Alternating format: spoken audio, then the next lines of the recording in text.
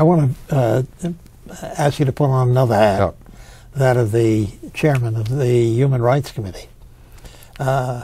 What is your assessment of the human rights situation throughout the world today? Not only here, but throughout the world. Well, I'm very concerned. I mean, I'm deeply kind of disappointed, quite frankly, in our own country for not standing out loud and foursquare for human rights. I think, and as a congressman in the United States, House of Representatives, I expect my government to be a beacon, and a defender of human rights, and it hasn't been. I mean, our own record on human rights has been called into question. The fact that in the United States of America, we are having debates over whether or not we should allow for torture, it is disillusioning, to say the least. But I believe that that part of our obligation, is to be a beacon for human rights, so that when we're talking about trade policy, or we're talking about economic exchanges, or we're talking about whether we're going to provide security assistance to another country, the issue of human rights needs to be front and center. But now you take the situation with China, who have gross problems with human rights, and yet we've had to compromise our concern for human rights because we need China in order to put pressure upon Korea. Right. So how do you affect a balance in that?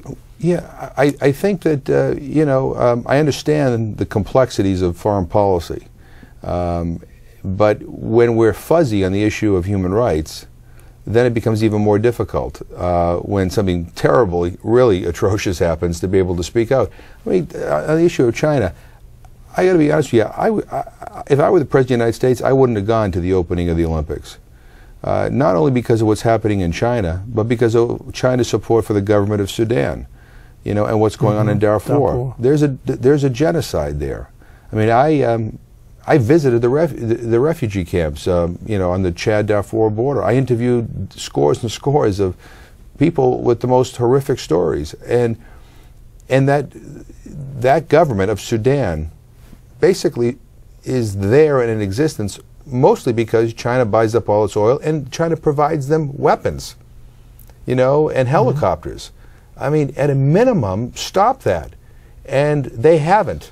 They haven't. So, I don't think that the President of the United States, or any U.S. official should have gone to those Olympics, which really, among other things, I mean, was a kind of an opportunity for China to try to present a different face to the world, one that, quite frankly, doesn't reflect reality. And of course, they're actually incarceration of a number of journalists. Journalists. I mean, we were advocating on behalf of a woman who was a housing activist who was upset that in the preparation for the Olympics, the Chinese government went in and razed an entire neighborhood, and she complained. They beat her until she was unconscious and sentenced her to 3 years in jail. I mean, how? I guess my question always, when we're silent in the face of that, then where's our credibility when we criticize Cuba or Venezuela or these other countries? But on the other hand, after all, China almost owns this country today. With getting back to our previous discussion, with the amount of dollars that they maintain and foreign currency, they actually are buying up our debt. Yeah, well, I'm not saying we don't deal with China, and I'm not saying we don't trade with China. But I'm saying we should stop being such a cheap date with China. We shouldn't roll over, every time China, gets mad when we talk about a human rights abuse. Nor should we shy away from highlighting, what they continue to do in terms of abuse of human rights, not only in China but around the world. What's happening in Tibet? I mean, it is wrong. It is awful, and it is sad to me when I do not see my government standing up and saying that that's wrong.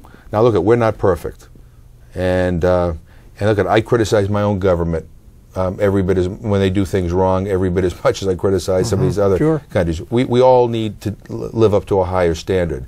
But human rights is human rights, whether it's in the United States or whether it's in China or whether it's in Sudan or wherever else. People have a right, to live their lives free of persecution, free of, of being beaten or incarcerated because they say what they believe. I mean, we need to encourage, more of a respect for human rights. And my real deep concern is that we have shied away from that. We have looked the other way in Latin America, in Asia, and Africa, because it's convenient to. We have an economic interest, or we don't want to embarrass somebody, or we want to send more military aid to a country.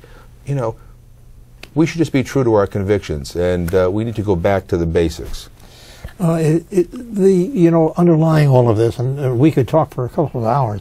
We're approaching the end, and I wanted to get into the whole question of the Iraq War, how it has undermined basically our position, whether it be in the question of human rights, or whether it be in the question of our ability to, in some fashion, influence what's going on. Take for example the question today. Putin comes along and he moves into Georgia, and we just sit idly by. We can't do a thing. We say, "Oh, we're supporting the Georgians," but we're totally ineffective in this connection. As you know, I've been an opponent of the Iraq War from the very beginning, and I introduced the first bill to actually end funding for the war. I mean, I think the war was and is a mistake. I think we need to end it as quickly as humanly possible. I also worry about what's happening in Pakistan because we have so few troops. What we're doing now is we're bombing, in some cases indiscriminately, and you have a lot of innocent civilians getting killed, and that's resulting in a backlash. Look, that war in Iraq has diminished our credibility around the world. We are spending so many of our resources there. We have lost too many lives. We have sacrificed our good name, and we're now defending a government over there that is so corrupt I wouldn't trust them to tell me the correct time. I mean, we need a very different way to approach world affairs, and I've always felt that war should be a last resort, not a first option, and you only go to war if it's necessary. We didn't have to go to war in Iraq.